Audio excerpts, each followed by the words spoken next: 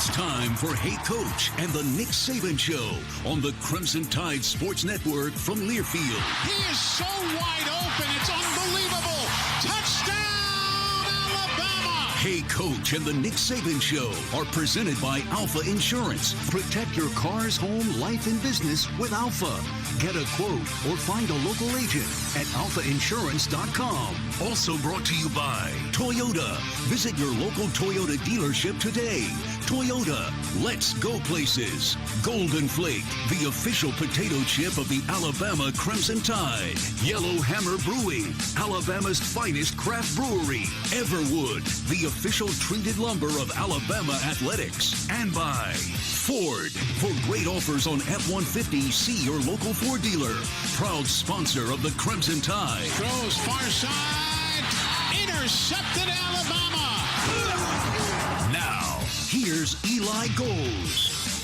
Good evening, everybody, and welcome to Tuscaloosa as we get set for quite a football weekend.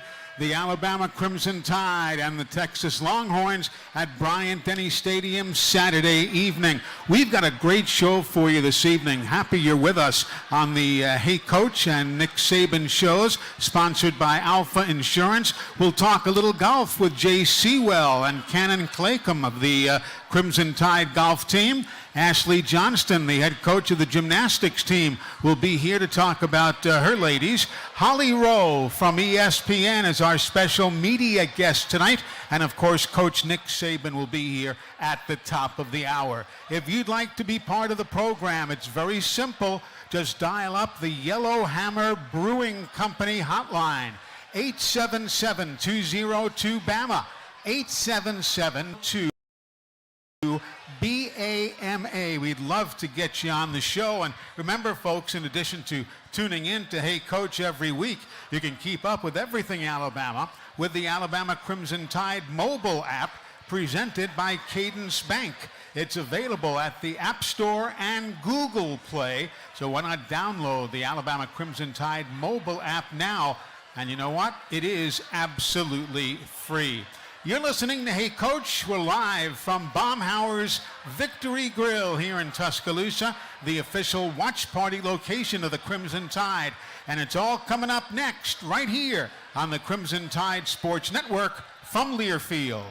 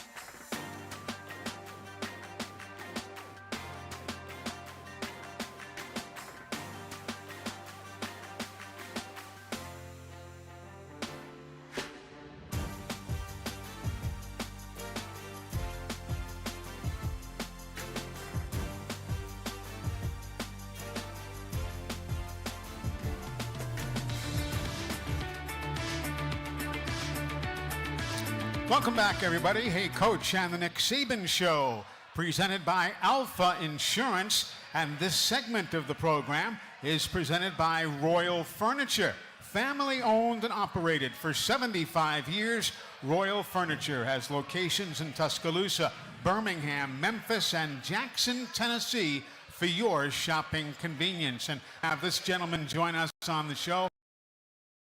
He's been a regular over the course of the years. Seawell, head golf coach for the Crimson Tide men. Good to see you, sir. How are you? I'm doing well, Eli. Thanks for having me again. It's great to have you. And congratulations on finding another guy who you can lead to an amateur championship in this country. You guys, I think, what a great recruiting tool that is, isn't it? It is. The trophy's in our building, and everybody, we're going to have some pretty good recruits look at it here in the next few days. So. And Canon Claycomb is next to us as well from the Crimson Tide golf team. He is an All-America. Good to see you, sir. Yeah, thank you guys for having me. Really great to be here. What's it like dealing with this guy? I mean, we've had him on, and we just sit around and laugh our way through a short interview all the time. Does he have a harsh side to him, or does he always have that smile on his face? Oh, well, I don't know if he always has a smile on his face, but it's never mean. He is, what he is, and he's the same every day, and I think we appreciate that. And I think as a freshman, I probably disliked him a little bit more than I do now, but I think we're pretty good friends now, and yeah, love Coach Seawell. Jay, let's talk about this program in all seriousness. You guys have turned out some magnificent superstars, both on the pro scene and collegiately. What's been the key to the recruiting to Alabama? What is the sales point that you really stress? University of Alabama. It's why I came myself. It's the people. I wasn't from here. As I tell people, I wasn't raised on Bear's Knee like a lot of people my age that are here. But when I first came and Coach Moore brought me to campus and showed me around, it just was an infectious place, and you can feel it when you come. Brick and mortar is brick and mortar, and we have nice facilities and all of that. But all the way from the top, from athletics to our academic side to everything that I've ever been part of, the place sells itself, and it's my job as the steward of the golf team just to show that. It's really not me telling anything. It's really trying to make sure I bring great players like Canon and their families in and introduce them to what's special about Alabama. And it doesn't take long. And so, if the credit to always will go to this great university and the people who work really hard to make it special. And after somebody leaves, somebody stands up and does it, and somebody does it. I've been here it's my 22nd year, and we've had a lot of people, we've got new people, and a lot of people been here that long. Everybody inside of us, we feel that responsibility for the university and to tell that story. And I think it's a great story. It's a great vision. And when you're a young player, you want to win, but you want to have memories for a lifetime. And I think that's our sales pitch, is the university. And Canon, you're a senior now in communications. Your dream in life other than getting that tour card? I mean, are you going to come along and take my job away here? Yeah, well, I don't know if I can replace you, but I would love to do something, like this. This is great for me to be up here and be able to experience. The communication school here at Alabama is a fantastic program. I was lucky enough to be kind of placed in that by my academic advisor, Mary Marugi. Shout out to her if she ever listens to this. But she's a great woman, helped me all along the way. And everybody in the communications department has been great. And I've learned a ton since being here, as well as been able to play a lot of great golf. That's Canon Claycomb. He's with us. What is the strength of your game for the folks who haven't seen you play? I think I can chip it and putt it fair enough. Chipping is definitely a strong point. I drive the ball really well. I would like to be a little better in the fairway, with the irons, longer irons, wedges. You can always get better at that stuff. But I seem to be able to save par when I need to, and then I'm able to kind of step on the gas when I need to a little bit as well. Jay, when you're dealing with a team sport, football, you got all 11 guys, you got to do this, everybody has their assignment. How does that differ, as you might talk with Coach Saban or other coaches, when you're dealing with what is to a large degree an individual sport? How does your style of coaching change versus a true team coach? Well, that's a great question. But in the end, I think it's the same. trust. And I think players love team stuff. If you ask them, Ryder Cups are the reason players want to play on Ryder Cups and all of that. They don't even get paid for that. They want to play on those because they love the team. They love camaraderie. And so I think that it's no different than anything else. We only have 10 guys. Their job is to do their job so that the guy beside them trusts it. And so it's to build a trust. So you do everything we do, disciplines of things, why you're on time and all that, because you're right. Before they come, most of the time they're all just doing their own thing. They play.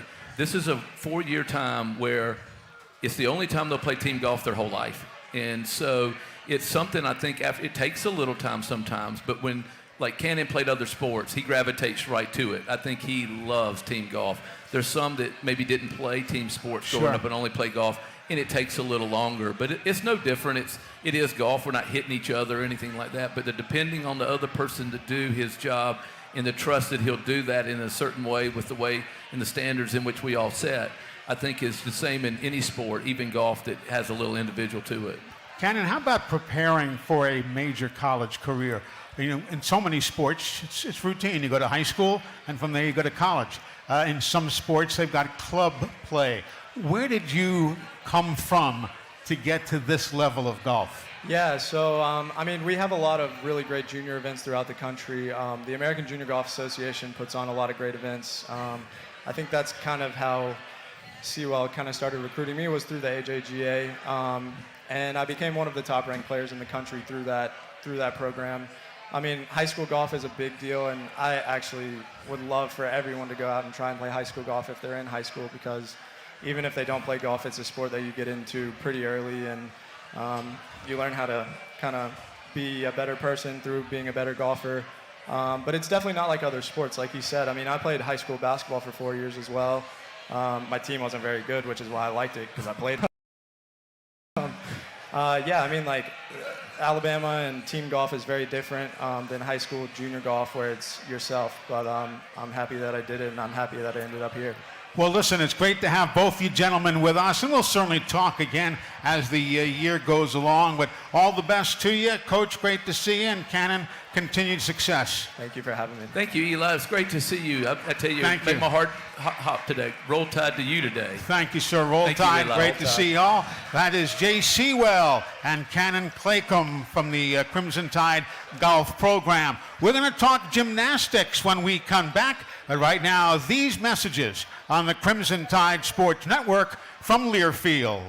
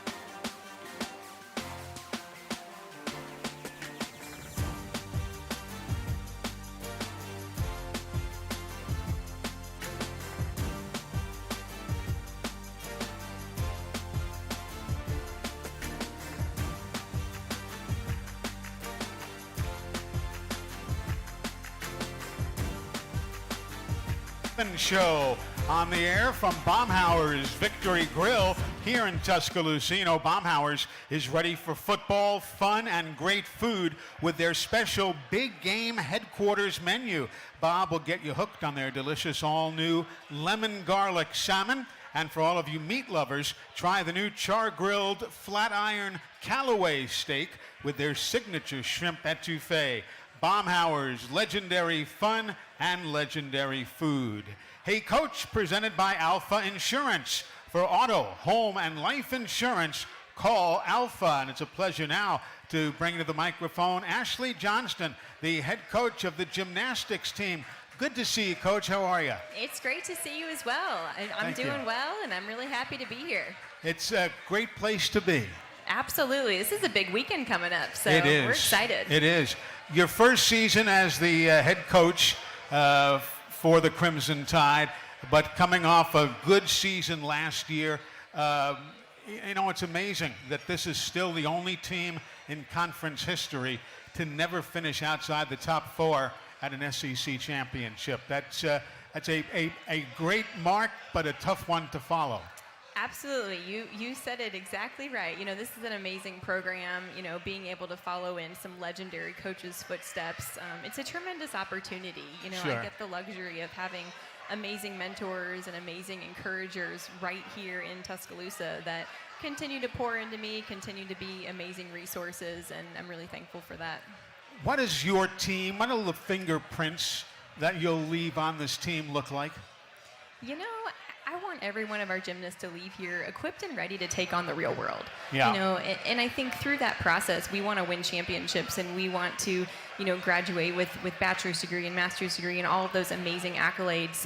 But at the end of the day, I want them to leave here ready and eager to take on the real world and be excited about stepping into the next phase of their life as strong women in the workplace and really be able to leave their legacy and be a change in this world. Yeah. Ashley Johnston is with us, the head coach of the gymnastics team, and I don't need to tell you, January 12th is going to be here before we know it. The Mizzou Tigers come in to open up the home schedule. It sure is. It is going to be here before we know it, and we've got a few inter squads even leading up to that point. We've got our Ghosts and Goblins inter squad on October 20th, and then our Crimson and White preview meet in December. And then we'll kick off our actual competition season in January. We have a packed conference schedule, and then we finish out our season with a quad meet. So we've got a lot in store. Amelia Hundley, what does she bring as a new assistant coach? So Amelia brings tremendous experience and perspective. You know, what's really fun is her and I actually grew up together. Oh, really? We did. So we both grew up at a gym in Cincinnati, and were coached by a really well-known Olympic gold medalist coach. And so we've shared a lot of the same experiences and are kind of from the same family tree, so to say. And it's been a really amazing addition to our staff to have somebody that is so in alignment with my vision, our program's philosophy, and really values the right things. She actually competed as a Florida Gator, so we won't hold that against her. But she's always dreamed of being at Alabama, so she really is stepping into her dream program, dream role right now. And the names that we're going to be talking about when we all get to Coleman and talk about your team, who are the fans going to really take to, do you think? Well, you know what's so exciting is we thought 4 of our seniors were going to be graduating last year, and it turns out that all 4 decided to come back. So right. Everybody's going to know Luisa Blanco, who's going to be a super senior on our team this year, Makari Doggett, Ella Burgess, Maddie Walagora. Those are our 4 super seniors. But besides that, you're going to still see a lot of standout names. Lily Hudson had an unbelievable year last year. Shania Adams. Last year, our freshman Gabby Gladio is now a sophomore. And then for our incoming freshmen, we've got 3 really talented gymnasts coming in.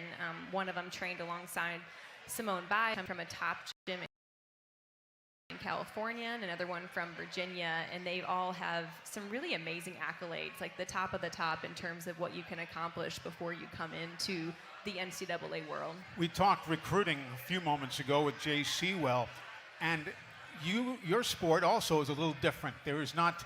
You don't go to local high schools necessarily and find a gymnastics program. How do you fill your roster? Where does it come from? You know, it's a collection of the place. And what's amazing, and I think Jay even said it, that this place sells itself. It does. You know, it's all about finding the right connection and the right fit to bring into our family is kind of what we call it. A lot of people want to come here. A lot of people want to join what we have going on. And so for us, it's really about finding the right people that value the same things that we do, that want to work hard and they want to commit and they want to be an elite decision maker to be able to compete with the best of the best in a championship culture. Well, listen, I appreciate you coming by. It's a pleasure to see you, and we'll be talking again many times, I'm sure, throughout the season. But all the best to you. Welcome into Tuscaloosa, and enjoy the year. Thank you so much. Roll Tide. Roll Tide. That is Coach Ashley Johnston, head coach of the Crimson Tide gymnastics team. Hey, folks, a quick reminder that the Everwood Performance of the Week every week goes to an Alabama player or players who have distinguished themselves in whatever sport it might be. And the Everwood Performer of the Week this week goes to Alabama's Caleb Downs and Jalen Milroe. Each earned weekly honors from the SEC for their play last weekend against Middle Tennessee. Downs was named the co-freshman of the week, and of course, Milroe was co-offensive player of the week. So our congratulations to those gentlemen and their teammates getting out of the box 1-0 on the year, as the Everwood Performance of the Week is brought to you by Everwood. Wood treated right. We're coming right back. Holly Rowe is going to be joining us here, and then Coach Nick Saban as we continue on the Crimson Tide Sports Network from Learfield.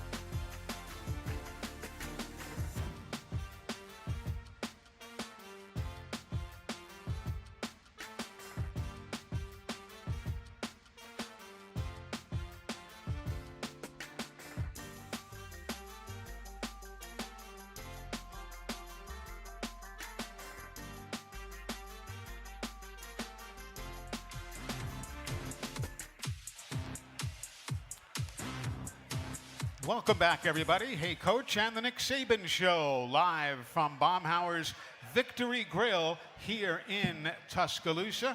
And if you'd like to join the conversation, 877-202-BAMA. That's 877-202-BAMA. This segment of Hey Coach is presented by Roll Tide Jerky. Stock up with the newest tailgate tradition, Roll Tide Jerky, with proceeds fueling Crimson, coming to a store near you and at RollTideJerky.com.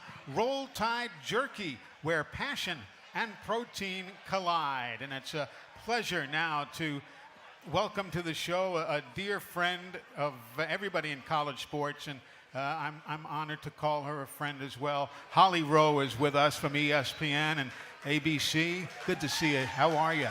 I am wonderful, but the reason I'm wonderful is because I'm sitting next to you. I've missed you. Oh, you're so sweet. I'm so happy to see you, my friend. You know, thank you. You're very kind. You yourself have dealt with cancer, so you know what the fight is like. It's not easy. It's not easy, but you know, we were just talking about having something that you're passionate about. Yeah. That you want to get back to, I think is really important when you're going through something when you're down. And I had an experience a few years ago. I had a lung biopsy. So I'm sorry, people are eating. I don't want to give too much info, but it's really horrible and hideous. Yeah, it's not pleasant. And I had it 11 days before the college football season started.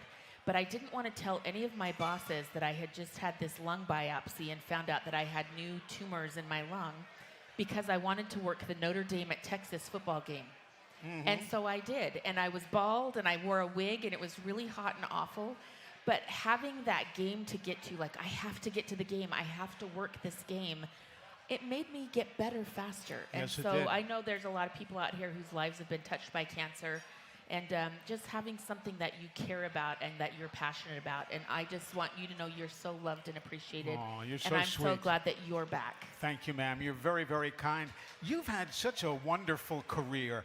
I'm curious, because you deal with so many different types of athletes and personalities, from the college baseball or softball field all the way to the NBA with the Utah Jazz and all the stops in between.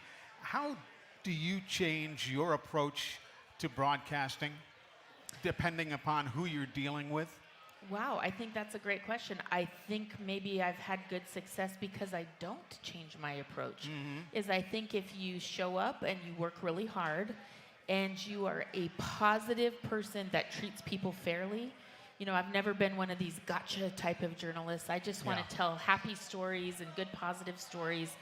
And I think wherever you go, that resonates with people. So I think I don't change, and maybe that's what's helped me. Holly Rowe is with us. The coach will be along in just a few moments, so don't go away. This is the Crimson Tide Sports Network from Learfield.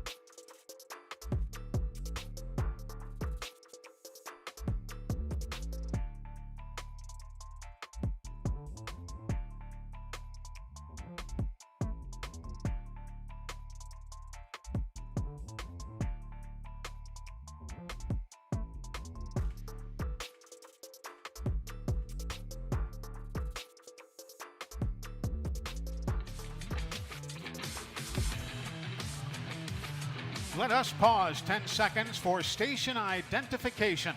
This is the Crimson Tide Sports Network.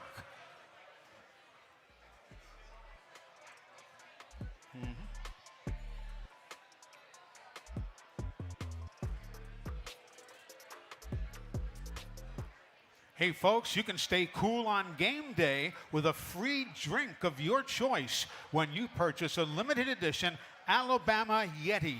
Only available at Bryant-Denny Stadium. Elevate your game day with Yeti.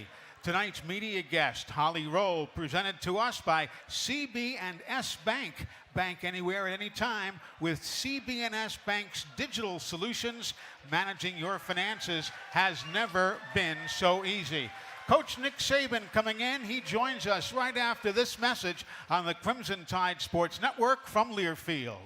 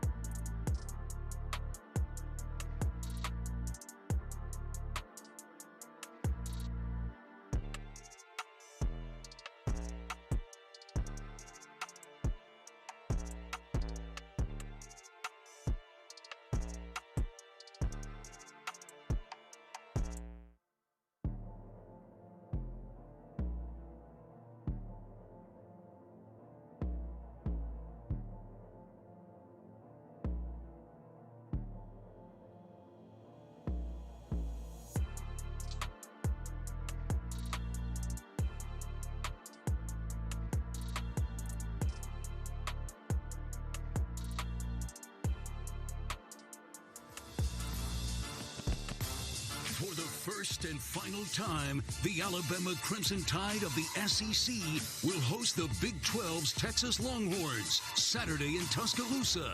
The teams are both 1-0 this season and have talent aplenty at all positions.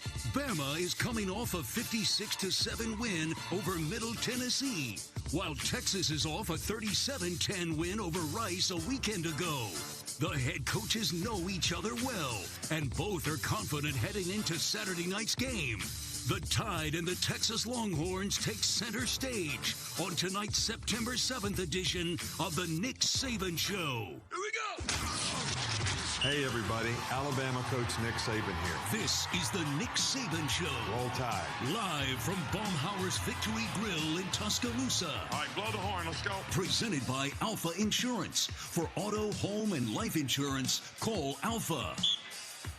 Welcome back, everybody. Bob Baumhauer's Victory Grill, site of another Thursday evening edition of the Nick Saban Show. I'm Eli Gold. Pleasure to be along with you. And to my right, you've already heard from Holly Rowe, and great, wonderful game that you've got yourself assigned to this weekend. Not a bad pick.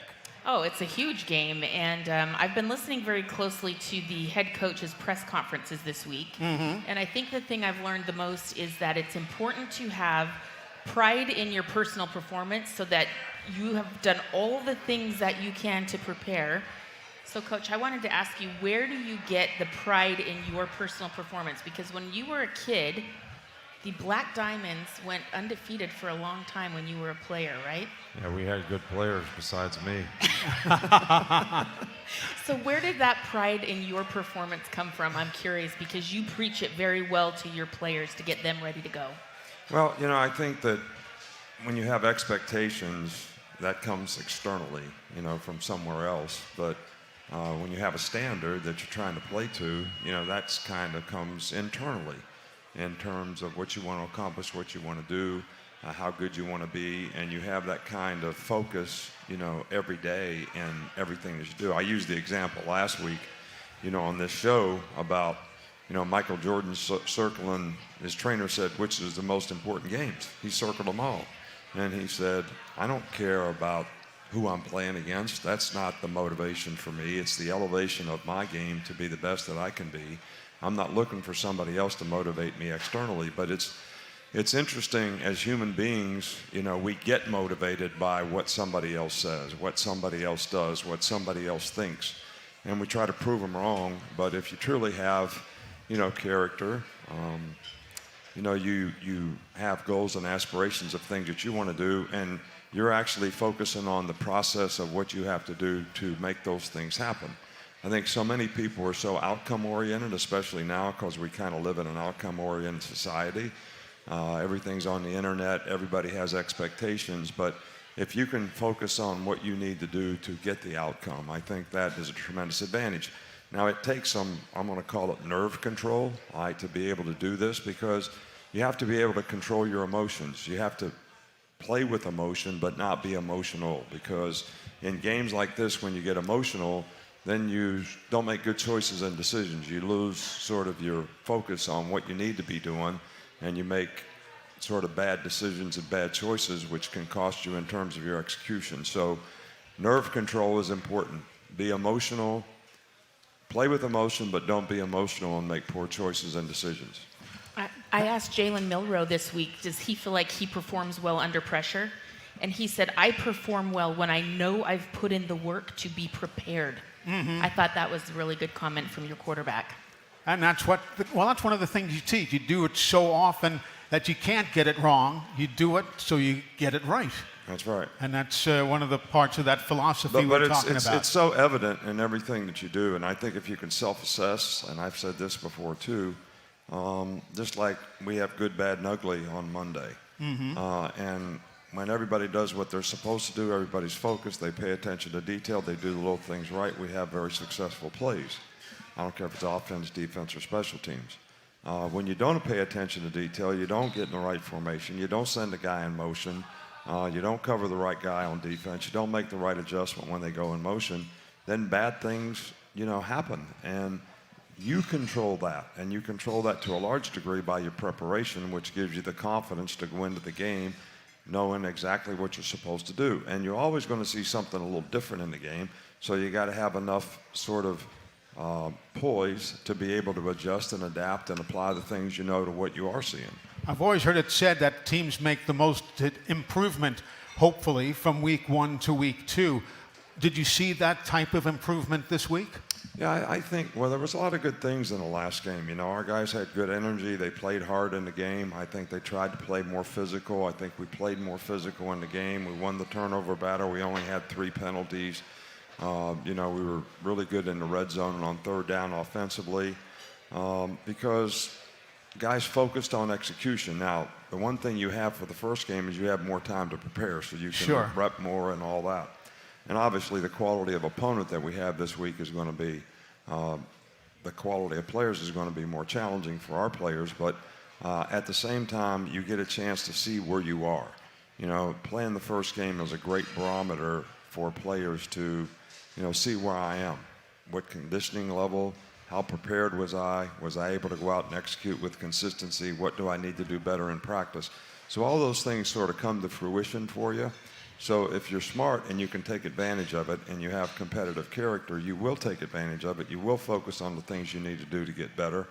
And I think our players, have done that. But, this game this weekend is going to be a huge test for individual players, and because they're going to play against a really good player. Sure. And you've heard me say before, talent gets you so far, but then you got to have the right mindset. Well, now you're going to get challenged by a really good player.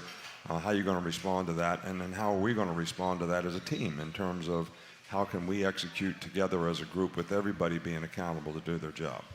Coach, let's go to the phones. Pee-wee is on the line. There's not a big surprise right there. He always joins us as our first caller, Holly. Pee-wee's call brought to you by Alabama 811 to help prevent injuries, outages, and loss of life. Call 811 or visit AL811 before you dig. It's free, it's simple, and it's the law. Pee-wee, welcome into the show. You're on with the coach. Hey, Coach, how are you doing this evening? Doing good, Pee-wee. How about it? How are you? I'm doing well, sir.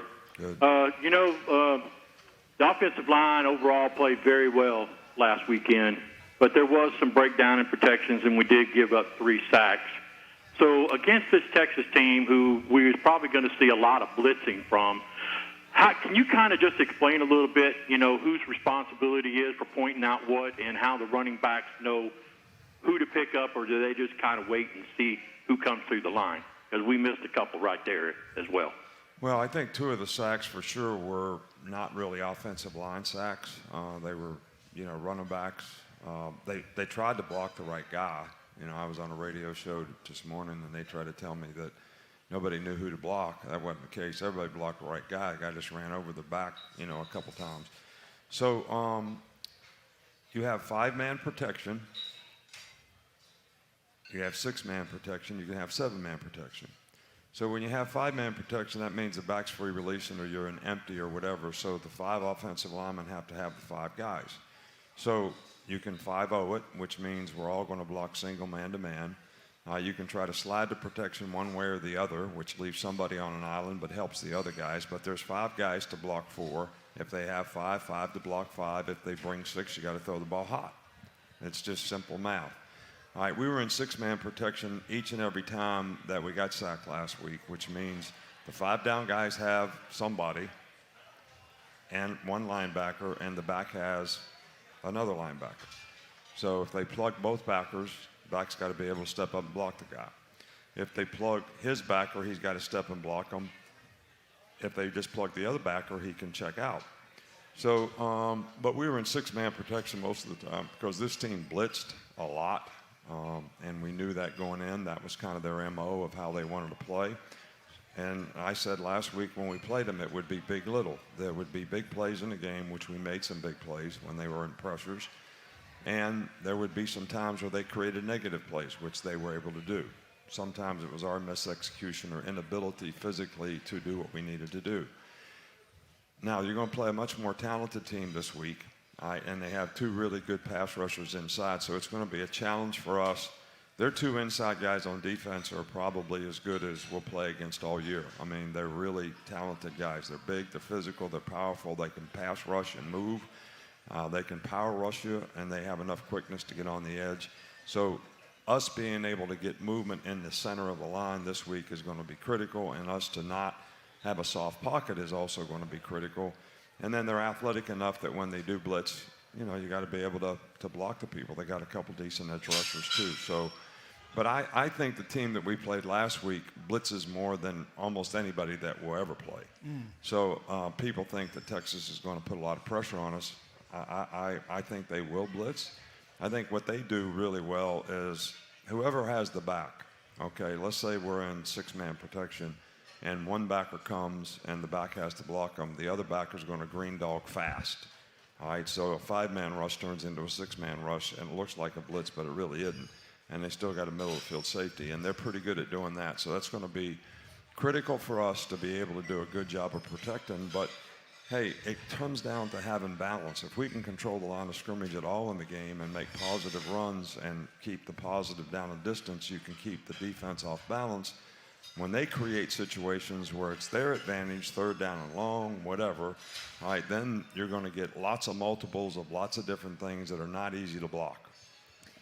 It's not a sexy thing to talk about, but I really think this entire game comes down to the line of scrimmage. What you're describing is they believe their front is the most important part of their defense right now. So man-to-man, those individual matchups aside, what else do you have to improve? You talked about the backs missing a few blocks. Like, what do you talk to your kids about, hey, you got to be better in this situation? Well, I think that, we focus on our team. and what we have to do to execute. But I think you are correct. These guys are really, really good up front, especially their inside two guys. Their edge rushers are good.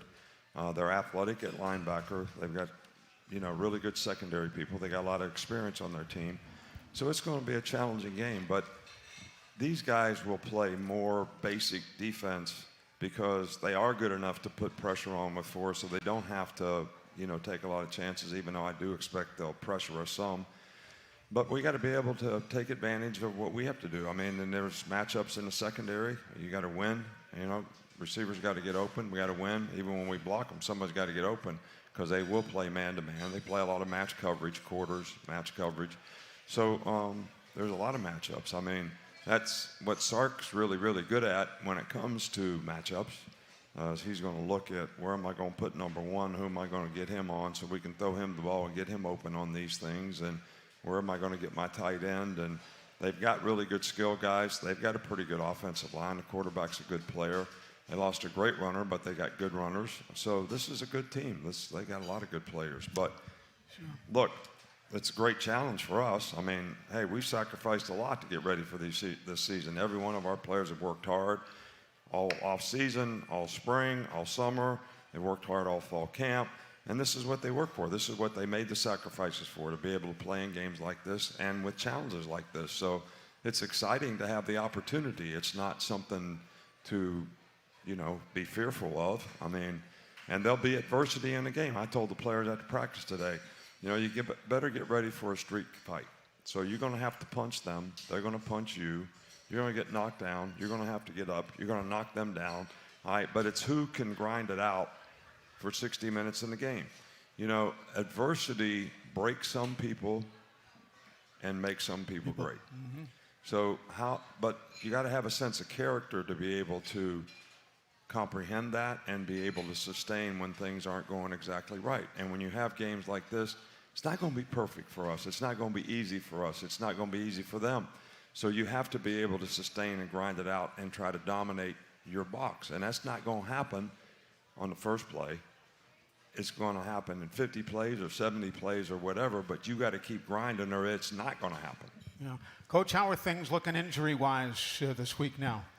Well, we've had a lot of issues in the secondary with some of these guys, so we're working hard to try to get them ready. Malachi's been able to practice some. Jalen Key practiced some today. Both of them will be game day decisions. It's not, secondary is not some place you can play if you can't move around pretty good. But I've been encouraged by the progress that they've made. Good. I'll leave it at that. We're coming right back. More from the coach. Don't you go away. We'll take your phone calls as well at 877-202-BAMA on the Crimson Tide Sports Network from Learfield.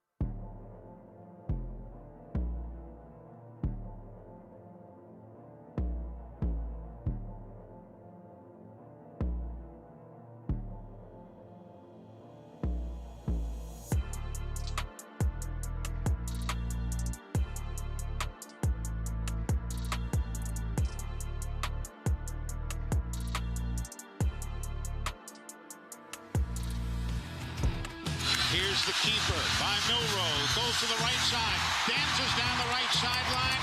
And he is in. Touchdown, Alabama. 13 yards on the run by Jalen Milrowe. Grand total of 7 carries, 48 yards, and a couple of touchdowns on the ground to go with his 3 touchdowns through the air as Alabama got that 56-7 victory over Middle Tennessee. Hey, folks, get ready and get game day ready to enter to win 2 tickets to the Bama-Arkansas game on October the 14th, plus $250 worth of gear from Alumni Hall. Enter at the Contest Central location on RollTide.com. Alumni Hall in Midtown Village, your ultimate Crimson Tide shopping experience. Holly Rowe, great to have you with us. Why don't you pick it right back up with the coach? Well, Coach, you know, we talked a lot about what we can expect from this game, but one of the things that I think is really interesting is Jalen Milrowe told me this week that when he was a kid, he grew up in Katy, Texas, and the first report he ever did, that he ever wrote for grade school, was about a quarterback named Vince Young. How did you get this kid out of Texas to be your quarterback, and now he's playing against his team growing up? Well, he was actually, it's kind of an interesting story. You know North Carolina's quarterback? Yes, he's very good. He was committed here. Drake May. Drake May. And for quite some time.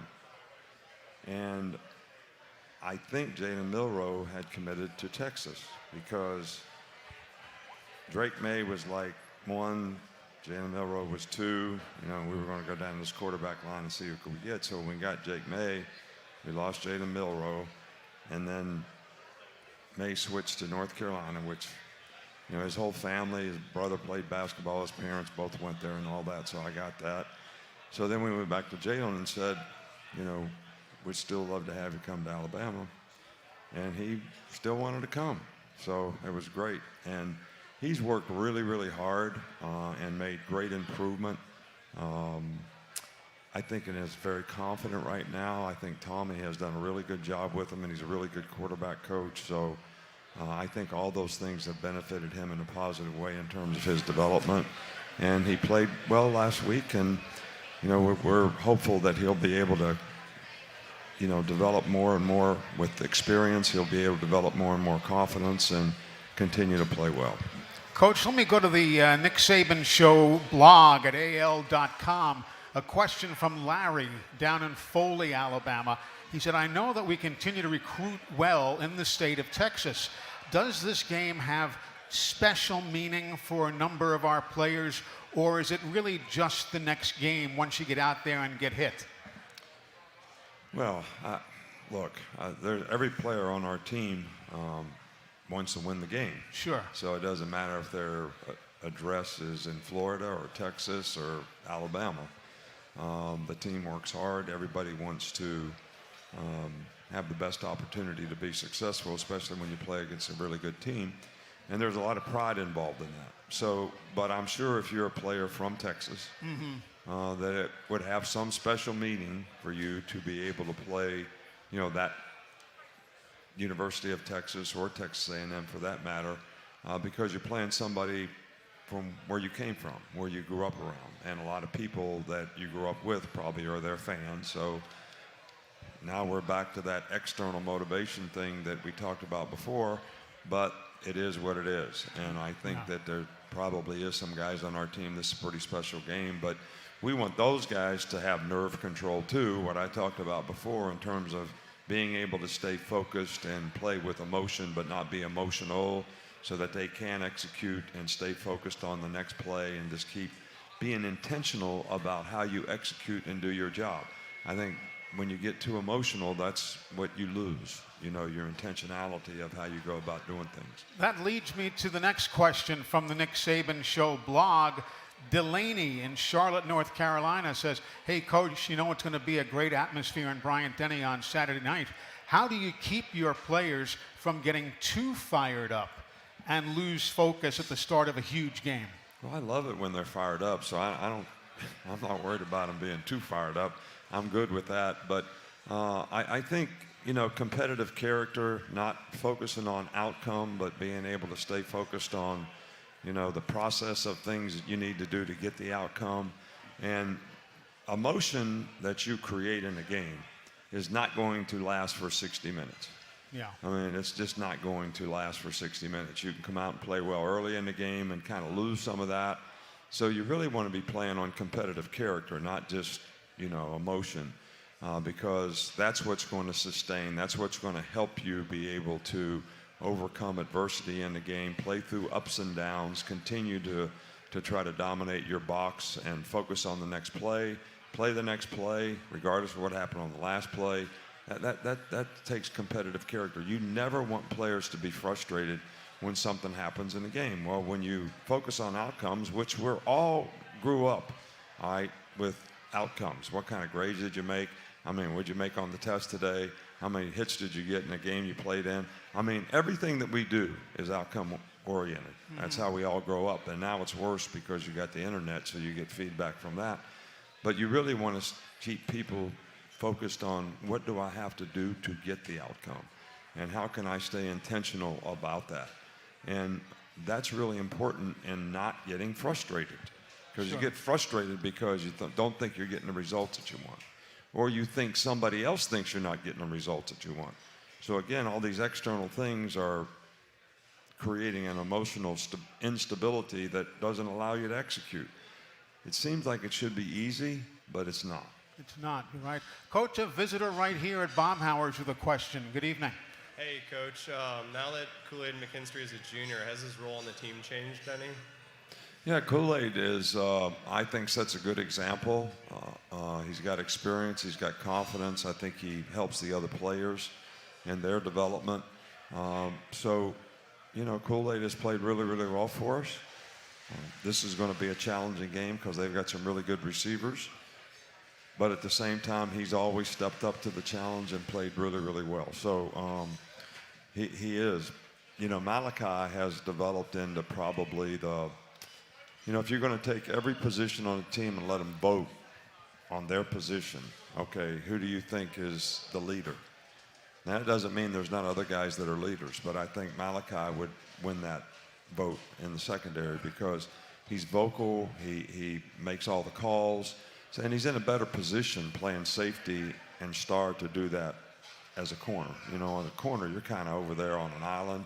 You got to guard the guy you're guarding all the time. You got to get the call, you change it up. But when you're a safety, you're making all the calls, so you're in a better position. Just like, Lawson is in a better position being the Mike linebacker making all the calls, even though he plays Will sometimes too. But he makes all the calls internally for the whole front seven. So he's in a better position from a leadership standpoint than, let's say, Dallas Turner or Chris Braswell, who play on the outside. Now, they're great pass rushers and make a lot of plays, and they're really good players. And they set a good example, and they have their own qualities of being positive leaders. But they're not in the same position to do it. So I think, and I think other players look for those guys for their leadership. Thank you, sir. Holly? So I thought it was interesting at practice today, you did crowd noise. And that's a common thing. You might do crowd noise when you're getting ready to go on the road and play somewhere that's loud. Right. But you did crowd noise when your defense is on the field because your fans are smart and are going to try to disrupt the Texas offense. How are you working with your defense to make sure they can communicate well when the crowd is trying to disrupt Texas's offense? I thought that was interesting today. Yeah, well, first of all, communication on defense is probably just as important as it is on offense. And maybe more important because you got to make more post-snap or after they get ready, somebody goes in motion, they rocket motion, you're changing, they snap the ball, and people are on the moves, and you're making adjustments on the run. So ability to communicate, all right? So when there's noise, and I want our fans to be making noise. I want our fans to be disruptive to Texas's offense so they can't change plays, and it affects their cadence and their ability to communicate because of the noise. Well, if you turn that around, we're over there running around on defense. How is our guy supposed to? So if you can't use hand signals to communicate, and that's why we do that and force our players to make hand signals because they'll go out there when there's no noise, and they'll tell the guy, the next guy what to do.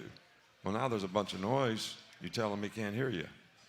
So you have to use hand signals on defense to be able to communicate. When you play at home, it's probably more important than even when you play on the road. Got up to 102 decibels today at practice. So really? When Bryant Denny's going crazy and it's 110 decibels, you'll know that you guys are prepared for it. I thought that was awesome. We're coming right back, folks. There's lots more to talk about. The Nick Saban Show, presented by Alpha Insurance. And if you'd like to ask the coach a question, give us a call on the Yellow Hammer Brewing Hotline, 877-202-BAMA, here on the Crimson Tide Sports Network from Learfield.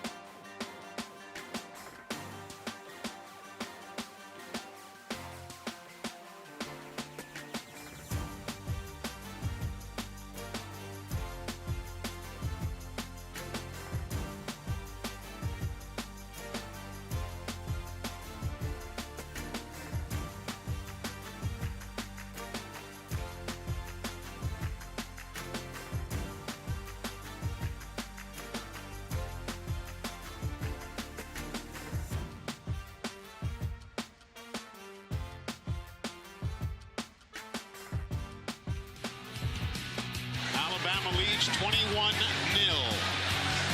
Three wide right side. Snap to Milrose. Step back. Steps up. Loads up. Looks long. Has a man. Touchdown. Alabama. Isaiah Bond. Nice pass-catch combination right there as Alabama goes on to the big win over Middle Tennessee. The Nick Saban Show, presented by Alpha Insurance. For auto, home, and life insurance, call Alpha. And this segment of the show is also brought to you by Coca-Cola Zero Sugar. With zero sugar and refreshingly delicious, is Coca-Cola Zero Sugar the best Coke ever? Well, you can find out for yourself, but I believe I know the answer you'll come up with. Coca-Cola Zero Sugar. Back to the phone lines. Harrison joins us from Florence, Alabama. Hi, Harrison. Good evening. Hey, Eli. It's great to have you back. Thank you, sir. Glad that you're doing as well as you are. Coach, good to be talking to you again. How are you tonight? Hi, Harrison. Good, buddy. How are you?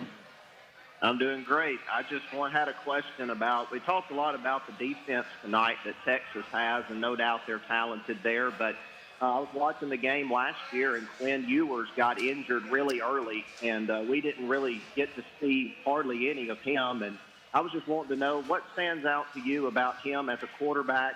What are his strengths, and what does our defense need to be ready for on Saturday, and what can he contribute to the offense?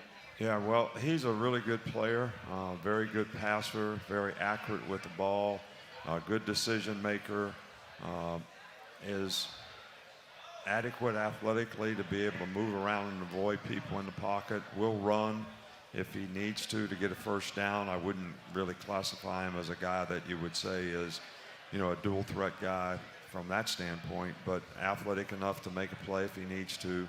But he's a really, really good passer.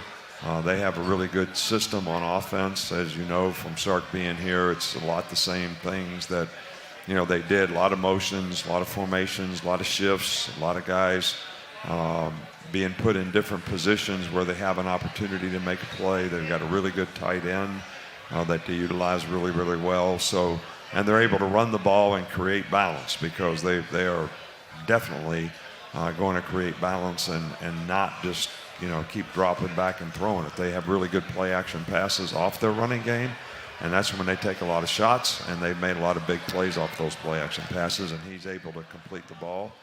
It's just some really good skill guys. They made a couple big plays early in the game against us last year, and it's going to be important that we can control that part of the game and not allow them to get explosive plays.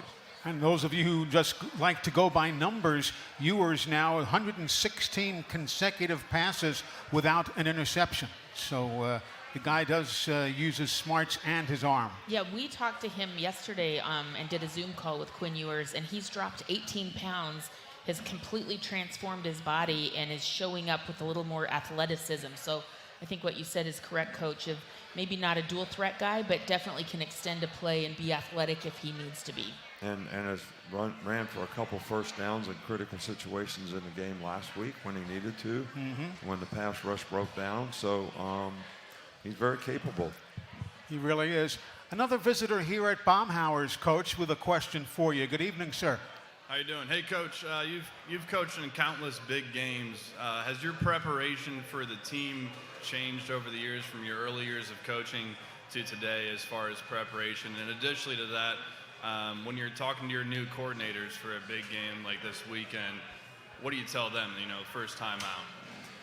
Well, I hate to keep referring to the Michael Jordan deal, but, I don't really look at the schedule and say, okay, this game's important, this game's important, this game's important, so we're going to prepare differently for this game than we are that game. And I don't want the players to do that either, because all the games are important.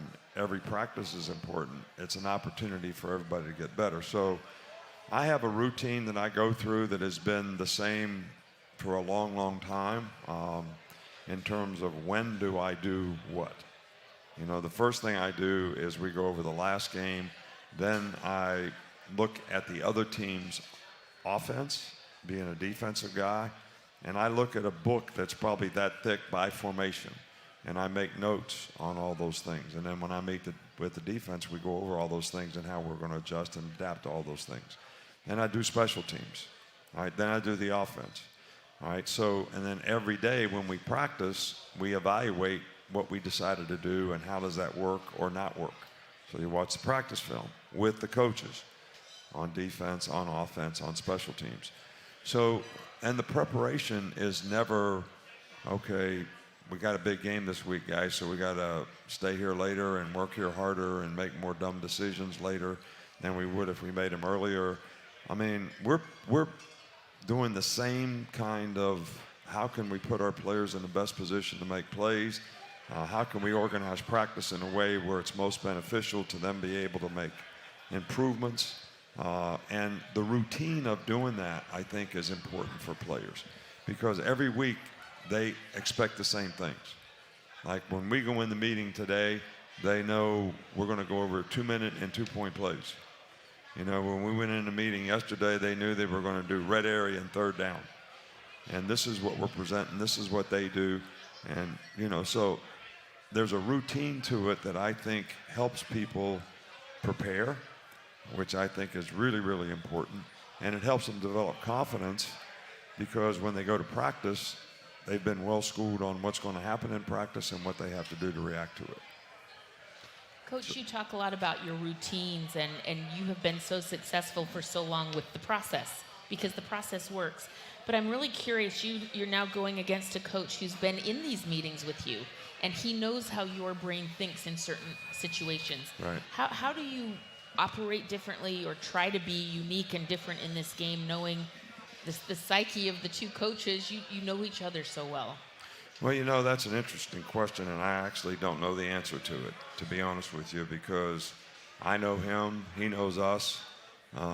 They probably use some of the same terminology that we use because they did it here, they do it there. they might have our notebook on defense. I don't know. So I don't know how to answer that. But I think that when the players go out and play, it's really not about the coaches anymore. It's about the players. And that's why I never, ever try to steal signals. I don't want to know what the other guys are doing. Don't even tell me. When I was a defensive coordinator of the Cleveland Browns, we had a guy in the press box that always stole the signals of the other team. I told him, I don't want to know. I don't want to know. Don't tell me it's a run. Don't tell me it's a pass. I don't even want to know. All right, the players are going to play. We know what the situation is and what we've prepared to play them in this situation. So I don't even want to know because it just messes me up.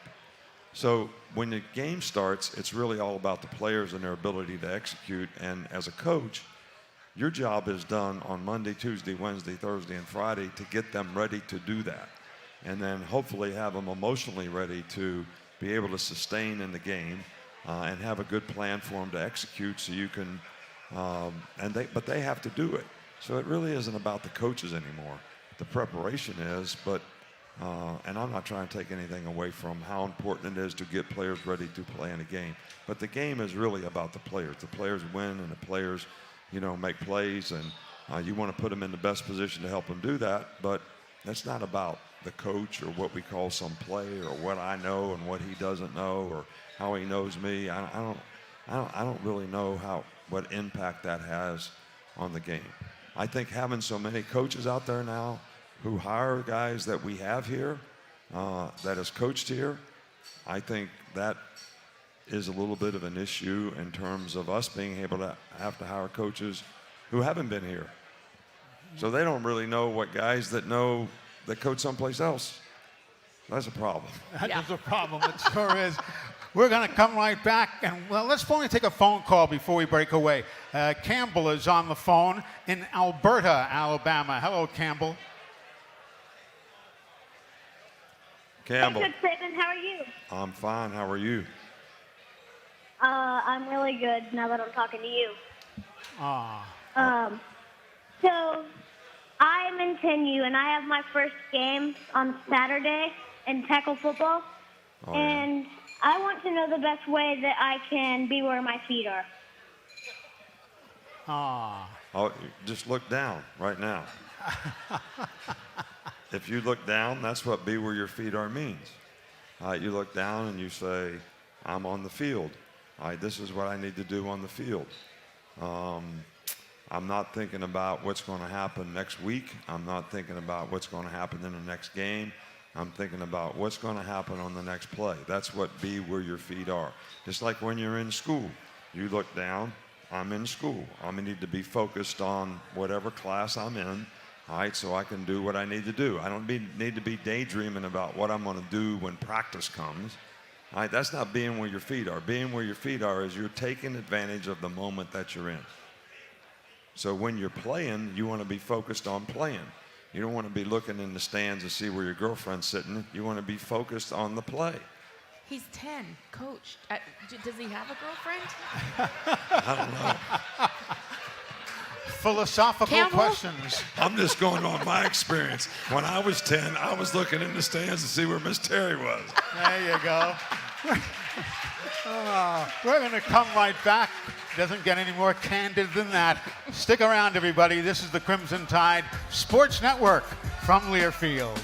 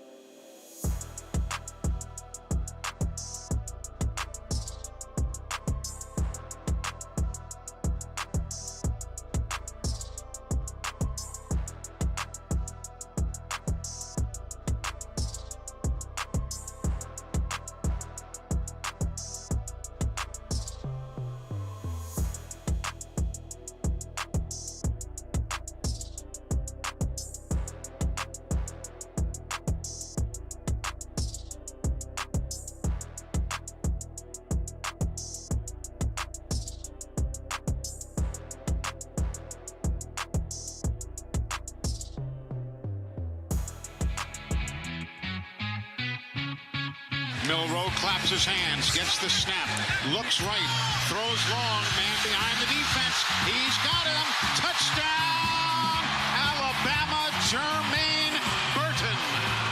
That was the first of many of those this year, 48 yards. There were some beautiful passes and catches this past weekend, Coach. There sure were. Yeah, there were. We made some explosive plays, really good design to be able to get the ball down the field, but good throws and good catches. And that was good to see because I think that's something, turnovers are the #1 factor in winning and losing, turnover ratio. But the second is explosive plays. Your explosive play ratio about how many big plays you can make versus how many the other team can make, because they change field position so much. Even if you don't score, you change field position by 50 yards. And you've heard me say this before, every 100 yards of field position in a game probably is equal to about 6 points. So when you get a punt blocked or something like that, that's huge. And every turnover that you make has a point value of about 3.5 points. It's like a half a touchdown. Yeah. All right, so, and I think until you put quantitative numbers on those things, nobody really understands the significance and how significant they are. We used to track hidden yardage when I would cover Frank Beamer at Virginia Tech. You heard about Beamer ball. Well, it was the largest exchange of yardage every game was the special teams. So we would track all that hidden yardage, and it was a significant factor. I had another question for you, Coach. Jace McClellan, I feel like he broke off some big runs last week, and he impressed me at practice today. How has your running back core really evolved, and what do you see in that young man? Jace is a really good player. He's a good all-around player. He's a good receiver. He's smart. He's a good blocker. Very instinctive as a runner. So he has had a great, he played great for us last year, but now he's sort of in a more of a leadership role with that group. But that group is one of the strengths of our team. There's 4 or 5 really, really good players there. Hopefully they can stay healthy, and hopefully they'll get lots of opportunities, but Jace is kind of the leader of the pack. Let's go to the phones. Coach Campbell. He was already on with us. Adam from Milledgeville, Georgia. Welcome in, Adam. How are you, sir? Okay. Hi, Coach. How are you doing? Good, Adam. How are you? I'm doing great, thanks.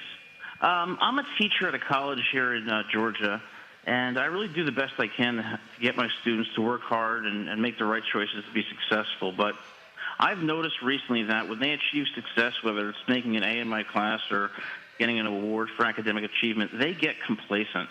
And they don't think they need to do the same things and make the same choices that enable them to be successful in the first instance. Like they can just show up and they'll be successful. And it's really frustrating. So my question for you is, what do you do to prevent your players from getting complacent and motivate them to continue making the choices and decisions that are going to enable them to have consistent and sustainable success? Well, the #1 thing that I try to do is I think, sometimes people who aren't motivated don't have a sense of purpose. So if you ask them what their goals and aspirations are and what they really want to accomplish and what they want to do, and they tell you, and therefore they have goals and aspirations, and then you can sit down and say, do you know what that entails? So do you know what you need to do and what you need to be doing every day to be able to go be a doctor or whatever, get in Georgetown, whatever you want to accomplish and what you want to do. It could be go to college and play college football. Whatever it is, but then what does that entail?